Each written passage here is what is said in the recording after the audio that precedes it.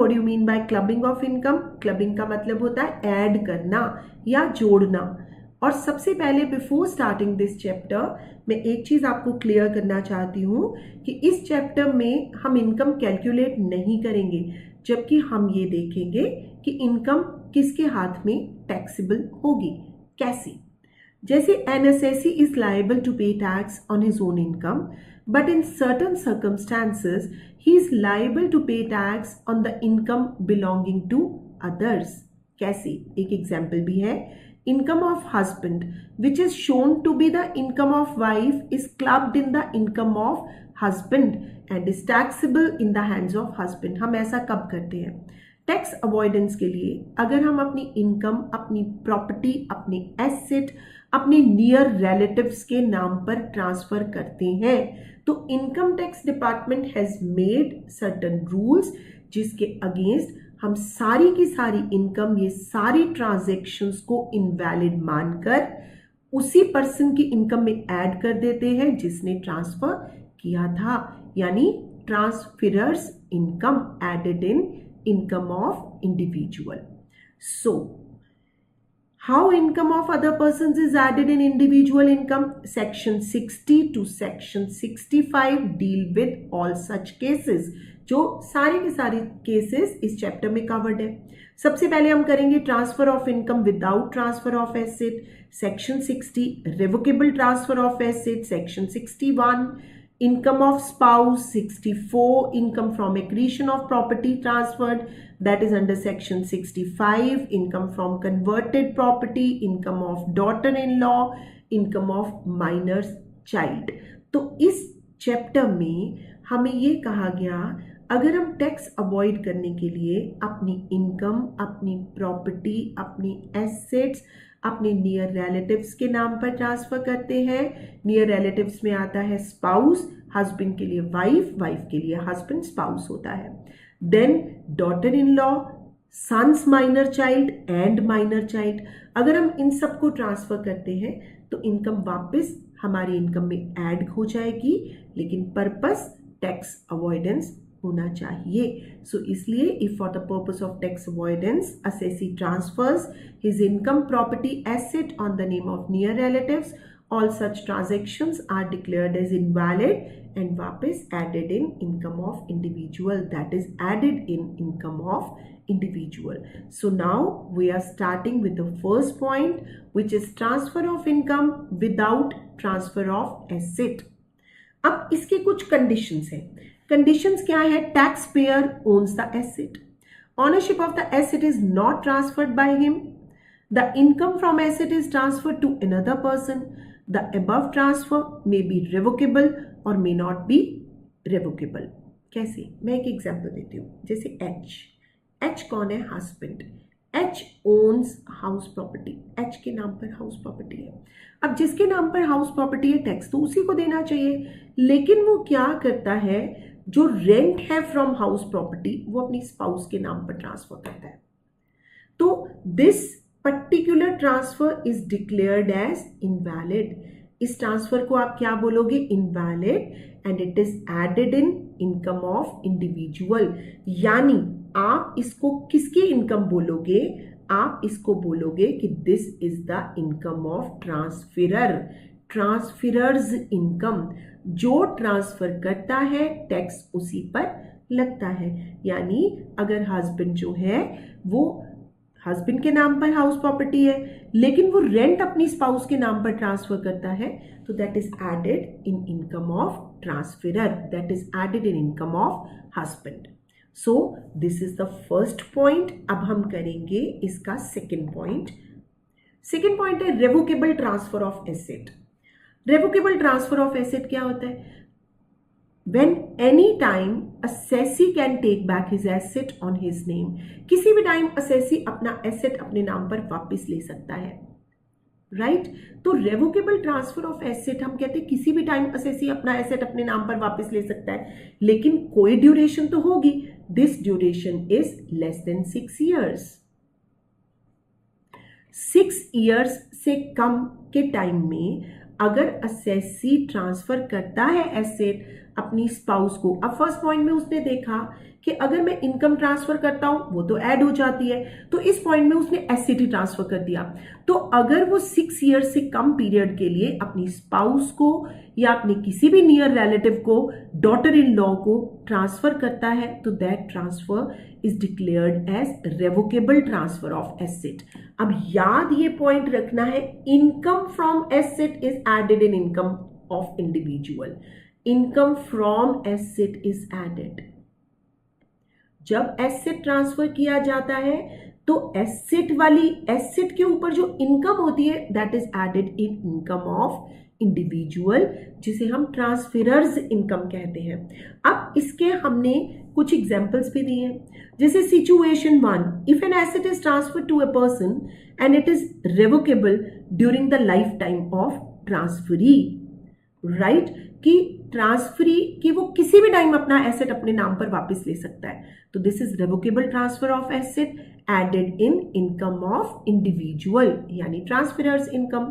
Second example मैंने दिया है, if the transferor has any right to reassume power over the asset और income there from directly और indirectly, wholly और partially, यानी कि अगर वो किसी भी समय उस एसेट के ऊपर अपना राइट दोबारा से स्थापित कर सकता है, तो दैट इज ट्रांसफरर्स इनकम। सबसे इंपॉर्टेंट चीज आपने याद रखनी है, रेवोकेबल ट्रांसफर ऑफ एसेट जो है that is for the period less than 6 years.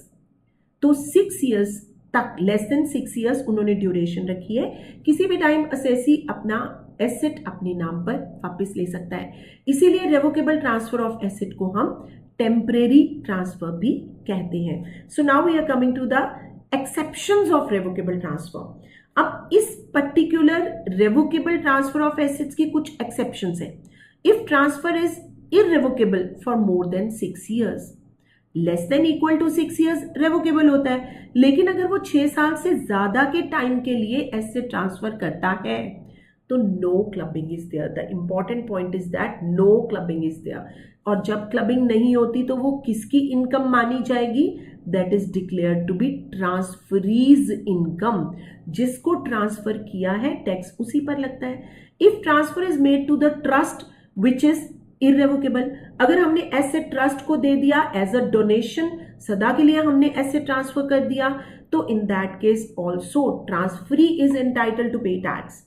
If assessee doesn't receive any direct or indirect benefit from such transfer, अगर assessee ये प्रूव कर देता है कि मैं कोई डायरेक्ट या इनडायरेक्ट बेनिफिट इस ट्रांसफर से नहीं लेने वाला, तो in that case also no clubbing is there, transferee's income. So now the third point, when individual is assessable in respect of remuneration of spouse, इसकी कुछ कंडीशंस है। Tax payer is the individual, he और she has the substantial interest in the concern, spouse of the taxpayer is employed in above mention concern, spouse is employed in the concern without any technical और professional knowledge और experience. मैं इसको एक example से समझाती हूँ। जैसे H कौन है, husband. H has substantial interest in partnership firm. Substantial interest का मतलब क्या है? H has more than 20% shares in firms. More than 20% shares. उसके पास 20% से ज्यादा शेयर्स है फर्म के, ऑफ फर्म। अब इसका मतलब क्या माना जाएगा? He is having right in decision making. अब अगर उसकी स्पाउस को क्या दिया जाता है? सैलरी दी जाती है, which is not due to her professional qualification, not due to her qualification, यानी वो उसकी क्वालिफिकेशन के अकॉर्डिंग नहीं है। बताओ, क्लियर हो गया? हमने ये बोला कि हस्बैंड जो है, husband is having more than 20% shares in partnership firm. उसकी स्पाउस को सैलरी दी जाती है जो उसकी प्रोफेशनल क्वालिफिकेशन या टेक्निकल क्वालिफिकेशन के कारण नहीं है। This is declared to be invalid. Salary is added in income of husband, income of individual, यानी आप क्या बोलोगे, ट्रांसफरर्स इनकम। अब मैंने ये बोला कि हस्बैंड जो है उसका 20% से ज्यादा राइट है। अब अगर मैं बोलती हूँ कि हस्बैंड का 20% से ज्यादा राइट है, इसका मतलब क्या होता है कि he has right in decision making. और अगर उसका डिसीजन मेकिंग में राइट है और उसकी वाइफ को बिना उसकी टेक्निकल क्वालिफिकेशन के कारण अगर सैलरी कमीशन दी जाती है, तो that is also considered as a case of tax avoidance. That is why it is added in income of individual. इसके कुछ एक्सेप्शंस हैं। If spouse get salary and commission by virtue of are technical और professional qualification, अगर spouse को salary commission मिलती है जो कि उसकी टेक्निकल और प्रोफेशनल क्वालिफिकेशन के कारण है, no clubbing. If husband and wife both are doctors running their own nursing home, उस केस में भी कोई क्लबिंग नहीं होगी। राइट, एक और एग्जांपल देती हूं। Under the deed of separation, if husband and wife are living separately and under the ruling of court, if maintenance allowance is paid by husband to wife, no clubbing is there because they are no more having the relationship of husband and wife. So this is the third point. अब हम आते हैं next point जो है हमारा fourth point. When an individual is assessable in respect of income from asset transferred to spouse. Conditions है, taxpayer is the individual, he has transferred an asset other than house property, asset is transferred to the spouse, transfer may be direct or indirect. अब सबसे important जो point इसमें है वो point क्या है कि जो भी हम asset transfer करते हैं that is without adequate consideration, यानी इस point का मतलब है transfer of asset without consideration. अब आपको पता है what do you mean by consideration, बदले में कुछ, यानी जब हम बिना कंसिडरेशन के कोई एसेट अपनी स्पाउस को ट्रांसफर करते हैं, that is invalid because income tax जो है वो कोई रिलेशंस को नहीं मानता। हस्बैंड सेपरेट इंडिविजुअल है, स्पाउस सेपरेट इंडिविजुअल है, और अगर हम बिना कुछ लिए अपनी वाइफ को कोई एसेट ट्रांसफर करते हैं तो that is considered to be invalid. अब क्या होगा, उसने एसेट ट्रांसफर किया तो इनकम में क्या ऐड होगा, इंडिविजुअल की इनकम में ऐड होगा income from asset is added in income of individual. Income from asset is added in income of individual. किसकी इनकम, ट्रांसफरर्स इनकम। अब इसकी एक एक्सेप्शन भी हम कहते हैं कि अगर suppose transfer is with consideration, that is valid, that is not to be added. Add कब होगा, when it is without consideration. अब हम आते हैं हमारे नेक्स्ट पॉइंट पे।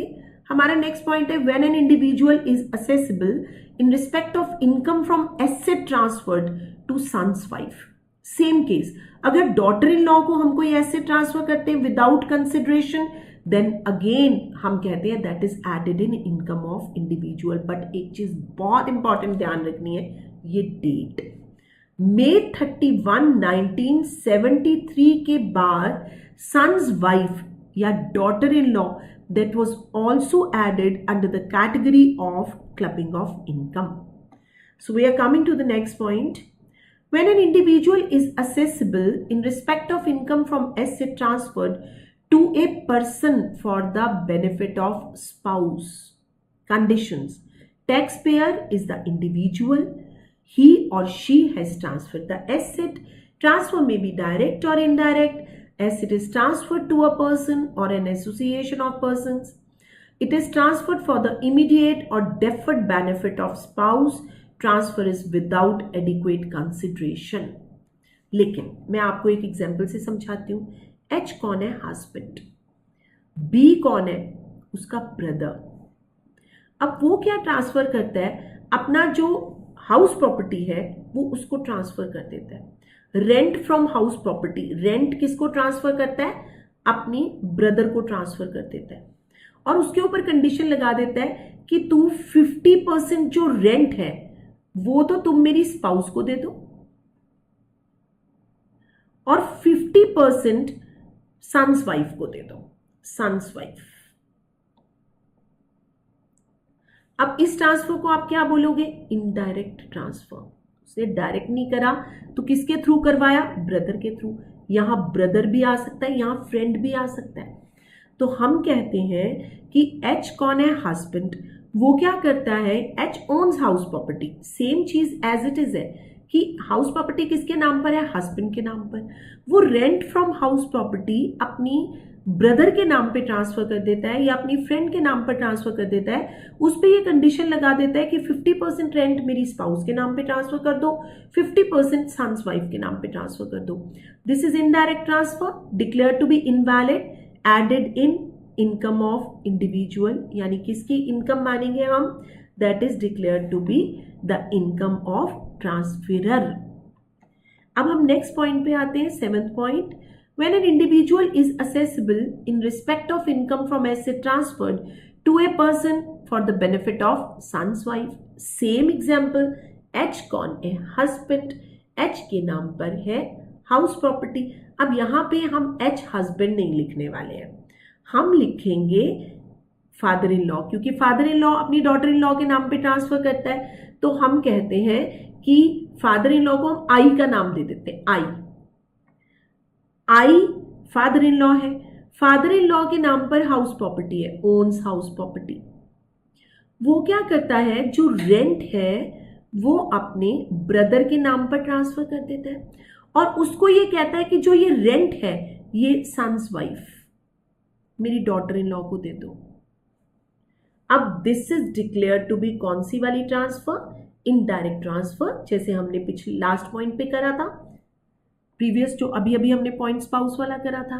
That is declared to be invalid, added in income of individual, यानी कि अब यहां पर वो खुद ट्रांसफर नहीं करता लेकिन वो अपने ब्रदर को, अपने फ्रेंड को बोल देता है कि रेंट का कुछ हिस्सा या पूरा का पूरा रेंट या तो मेरी स्पाउस के नाम पे ट्रांसफर कर दो या मेरी डॉटर इन लॉ के नाम पर ट्रांसफर कर दो। तो this is declare to be invalid, added in income of individual.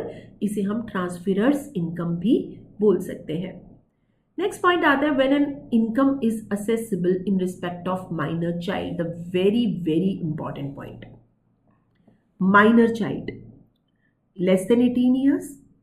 तो हम लोग जैसे हमने माइनर की डेफिनेशन पढ़ी थी कि minor is a person who has not attained the age of majority in certain cases when his property is protected under court of wards act. तो age of majority is considered to be 21 years. The same case happens here. अब minor के केस में हम क्या करेंगे? Minor को अगर कोई इनकम होती है that is added in income of that parent whose income is greater. अब सबसे इंपॉर्टेंट पॉइंट आपने याद रखना है कि माइनर की कौन सी वाली इनकम ऐड होएगी? जो अनअर्न्ड इनकम है, जो उसने कमाई नहीं है। जैसे इंटरेस्ट ऑन एफडी, उसके नाम पर इंटरेस्ट ऑन एफडी आता है। फिक्स डिपॉजिट्स पड़े हैं, उसके ऊपर उसको इंटरेस्ट आता है। लॉटरी की इनकम हो गई, जो उसे बैठे बैठे इनकम मिल रही है, या रेंट फ्रॉम हाउस प्रॉपर्टी हो गई। सो ये वाली इनकम्स को हम क्लब करेंगे in income of that parent whose income is higher. अब उसके अलावा एक पॉइंट और आपको याद रखना है, no clubbing is there if minor is physically handicapped. अगर माइनर फिजिकली हैंडीकैप्ड है, no clubbing is there. Minor does manual work, no clubbing is there. if minor is getting any income due to his professional skill, knowledge and diligence, no clubbing is there। जैसे कि हम कहते हैं reality shows में आजकल छोटे छोटे बच्चे बहुत सारे बड़े बड़े प्राइजेस विन करते हैं, तो in that case no clubbing is there. अब ये क्लबिंग हम करेंगे कैसे? अब पॉइंट ये आता है, मैंने बोला कि माइनर की इनकम उस पेरेंट की इनकम में ऐड होगी जिस पेरेंट की इनकम ज्यादा है, और जिस भी पेरेंट की इनकम में माइनर की इनकम ऐड होएगी उसको एग्जेम्पशन मिलेगी ऑफ 1500 पर एनम। और ये 1500 per annum in respect of each minor child under section 10 subsection 32। So minor की इनकम किसकी इनकम में ऐड होगी? उस पेरेंट की इनकम में ऐड होगी जिस पेरेंट की इनकम ज्यादा है। हमने एक एग्जांपल लिया, फादर की इनकम है 7 लाख, मदर की इनकम है 4 लाख, तो माइनर की इनकम जो है that will be added in income of father, क्योंकि फादर की इनकम ज्यादा है। अब मैंने एक एग्जांपल लिया, अभी अभी मैंने आपको बताया unearned income will be added in income of individual. जैसे माइनर सन है, माइनर सन के नाम पर इंटरेस्ट ऑन एफडी भी आता है, लॉटरी भी आता है, टोटल कितना हुआ 60,000। अब exemption under section 10 subsection 32 that is 1500, तो माइनर सन की कितनी इनकम ऐड हो गई 58500। अब हम आ गए income of minor daughter, rent from house property, then is statutory deduction, this is the very very important point, statutory deduction, कि जब हम income from house property chapter करते हैं तो घर की मेंटेनेंस के लिए ये स्टैंडर्ड डिडक्शन दी जाती है which is 30% of net annual value. अब मेरा रेंट ही मैंने माना कि वो मेरी एनुअल वैल्यू है, उसका 30% किया तो कितना आ गया मेरे पास 6,000। फिर मैंने 6,000 माइनस करा, मैंने एग्जेम्पशन माइनस की कितनी 1500, क्योंकि 1500 की डिडक्शन मिलती है पर एनम पर माइनर। तो इनकम टू बी क्लब्ड जो माइनर डॉटर की है दिस इज 12500, मैंने 7 लाख में 58500 भी ऐड कर दिया, 12500 भी ऐड कर दिया, तो टोटल इनकम ऑफ फादर कितनी आ गई 771000 and that of mother is rupees कितना आ गया 4 लाख। सो इस तरह से हम क्लबिंग करेंगे। अब हम आते हैं नेक्स्ट पॉइंट पे, income from converted property. If an individual who is member of HUF converts his self-acquired property of HUF or any time at any time after 31/12/1969 without adequate consideration। देखो होता क्या था 69 से पहले, अगर किसी भी इंडिविजुअल की इनकम ज्यादा होती थी तो वो HUF में ट्रांसफर कर देता था क्योंकि वहां पूरी फैमिली पे टैक्स लगना था। अब क्या करा कि 31/12/1969 के बाद अगर कोई अपना सेल्फ एक्वायर्ड एसेट, अपना खुद का एसेट HUF में ट्रांसफर करता है तो that is transferred, that is declared to be invalid, वापस added in income of individual, that is declared to be income of individual. लेकिन 31/12/1969 से पहले ये सारी ट्रांसफर्स जो थी ये वैलिड थी। So now we are coming to the last point of this chapter which is income from accretion of property transferred. बहुत इंपॉर्टेंट पॉइंट है, income from accretion of property transferred. Income के कारण होने वाली इनकम पर कौन tax pay करेगा? Transferee. सिर्फ इसी एक्रीशन ऑफ इनकम में टैक्स कौन पे करता है? ट्रांसफरी। कैसे? मैं एक एग्जांपल बताती हूँ। एच हस्बैंड है, एच ओन्स हाउस प्रॉपर्टी। अब वो क्या करता है? रेंट अपनी स्पाउस के नाम पे ट्रांसफर करते हो, ये मैंने फर्स्ट पॉइंट में भी बोला था। तो आपने कहा कि ये क्या है कि रेंट किसके नाम पे ट्रांसफर कर दिया? अपनी स्पाउस के नाम पर ट्रांसफर कर दिया, इट इज इनवैलिड, वापस added in income of individual. तो ये किसकी इनकम मानोगी? Transferor's income. ये पॉइंट तो हम पहले भी कर चुके हैं, यानी ये किसकी इनकम मानी जाएगी? हस्बैंड की इनकम मानी जाएगी। इफ स्पाउस, अब स्पाउस क्या करती है? Spouse deposits the same money in bank, deposits the money, किसमें जमा करवा देती है? पैसे बैंक में डिपॉजिट करवा देती है। तो बैंक इंटरेस्ट के ऊपर कौन टैक्स पे करेगा? Spouse. This is accretion of income, money in bank. तो अब क्या करेंगे कि जो बैंक इंटरेस्ट आएगा तो बैंक इंटरेस्ट किसकी इनकम मानेंगे हम? ट्रांसफरीज इनकम, यानी that is added in, that is not added in income of individual, that is declared to be transferee's income. कौन टैक्स पे करेगा? स्पाउस टैक्स पे करेगी। This is accretion of income. मैं एक और example आपको देती हूँ। जैसे हस्बैंड जो है वो घर का खर्चा चलाने के लिए अपनी स्पाउस को कुछ पैसे देता है, तो आपको पता है कि टैक्स इनकम पे लगता है, एप्लीकेशन ऑफ इनकम पर तो नहीं लगता। तो टोटल इनकम पे कौन टैक्स पे करेगा? Husband. If spouse does savings, अगर स्पाउस जो है वो अपनी सेविंग्स दिखा देती है, एंड परचेजेस हाउस प्रॉपर्टी, और उससे क्या परचेज करती है? House property. हाउस प्रॉपर्टी के ऊपर जो किराया आएगा उसको हम बोलते हैं एक्रीशन ऑफ इनकम। उसके ऊपर कौन टैक्स पे करेगा? स्पाउस। सो इस करके याद रखना है, एक्रीशन का मतलब होता है इनकम के ऊपर होने वाली इनकम। अगर हम डायरेक्ट ट्रांसफर करते हैं तो किसके ऊपर टैक्स लगता है? ट्रांसफरर के ऊपर। लेकिन डायरेक्ट ट्रांसफर से जो हमें इनकम होती है, अगर हम उस इनकम से इनकम कमाते हैं तो transferee is entitled to pay tax on total income. So this is all about this chapter, but before concluding this chapter मैं आपको कुछ इंपॉर्टेंट क्वेश्चंस बता रही हूं। आपने ये क्वेश्चंस ध्यान रखने हैं, ये क्वेश्चंस आपके फाइनल एग्जाम्स के लिए बहुत बहुत बहुत इंपॉर्टेंट है। जैसे क्वेश्चन है, under what circumstances income of other persons can be included in income of assessee under income tax act 1961?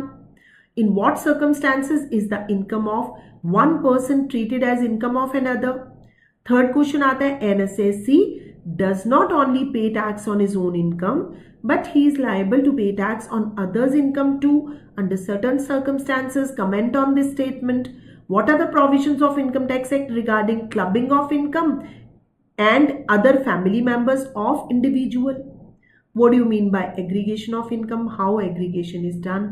सारे के सारे क्वेश्चंस जो भी हैं, जो भी मैंने इंपॉर्टेंट क्वेश्चंस बताए हैं, उनका आंसर यही है जो मैंने आपको समझाया है। So thank you so much.